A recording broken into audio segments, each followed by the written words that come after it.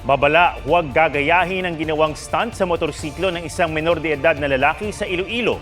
Lubhang delikado ang ginawa niyang exhibition na nakaperwisyo pa sa mga rumesponde sa aksidente. May report si Kim Salinas ng GMA Regional TV.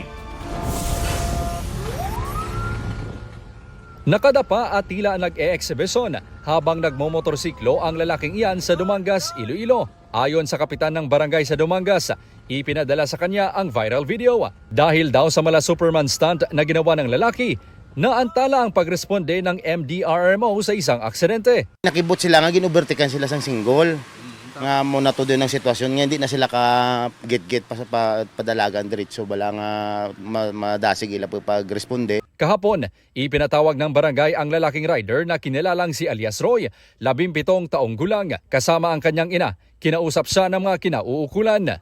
Kinumpiska ng barangay ang ginamit na motorsiklo na pagmamayari ng kanyang ama. Ayon sa ina ng binatilong rider, lasing ang kanyang anak kaya hindi raw nito alam ang kanyang nagawa. Kaya tuluro man daw ako eh. Hindi ko mabato niya muna eh. Wala makakulangan ang pagdaygay namon si imo.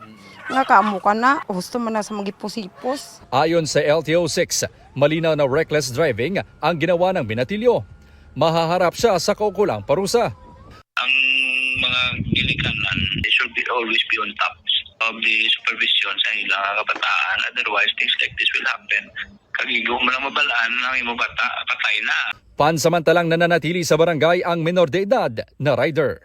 Kim Salinas ng GMA Regional TV, nagbabalita para sa GMA Integrated News. Huwag magpahuli sa mga balitang dapat niyong malaman. Mag-subscribe na sa GMA Integrated News sa YouTube.